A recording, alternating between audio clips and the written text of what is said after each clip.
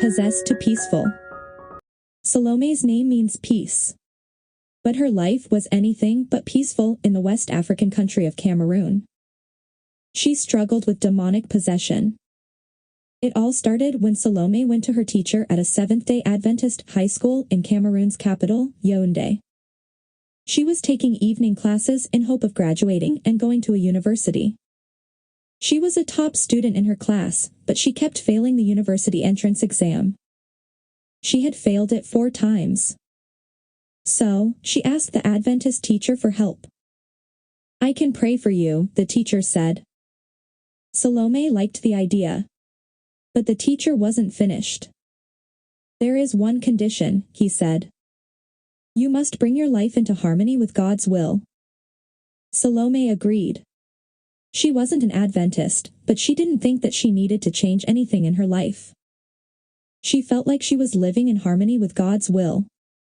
A short time later, she met with the teacher to pray in his office. Just as he began to pray, she screamed. Bizarre words flew out of her mouth as she screamed. The teacher kept on praying. Then Salomé hurled insults at the teacher and God. The teacher kept on praying. When Salomé became calm, she was shocked to hear the teacher describe her behavior. She couldn't remember anything that had happened.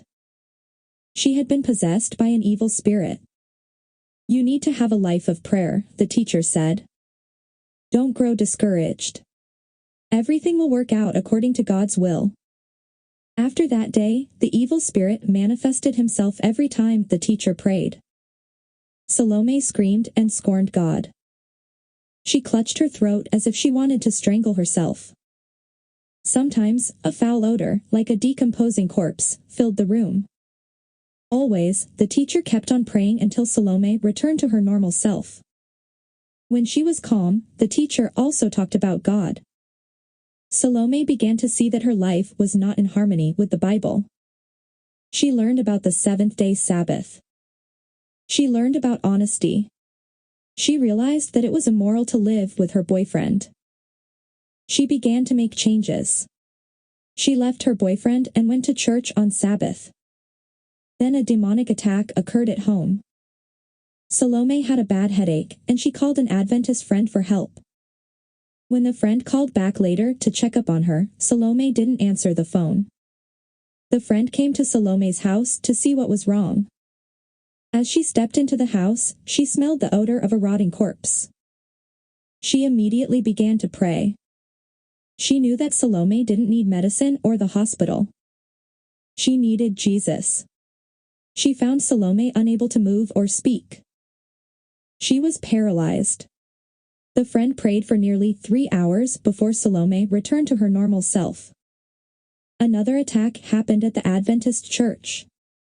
As bread was being passed out during the communion service, Salomé fell to the floor with her hand clutching her throat. A tumult erupted as some people fled in horror, others prayed, and still others sang hymns. With her free hand, Salomé took a communion cup that had contained grape juice and smashed it against the floor. She tried to break it so she could cut herself. Deacons carried Salomé out of the sanctuary. With each attack, Salomé grew more determined to bring her life into harmony with God's will. She finished Bible studies and decided to give her heart to Jesus in baptism. The evil spirit made a final attack. As Salomé approached the baptism pool at church, she fell onto the ground. An unseen force seemed to prevent her from entering the pool. The pastor, wading in the water, saw the struggle and reached out his hands to help her. But Salomé, now under the control of the evil spirit, refused to take his hands. The pastor paid no attention and pulled her into the water. She furiously fought back as he pushed her under the water. He knew that it was the evil spirit, not Salomé, who was opposed to the baptism. When Salomé came up from the water, the evil spirit left. She smiled with joy. After the baptism, the evil spirit never possessed her again. But she heard him taunting her as she prepared to take the university entrance exam for the 5th time. He said she would never succeed and her life was a failure. Salomé passed the exam. Today, Salomé is 31 and lives in peace.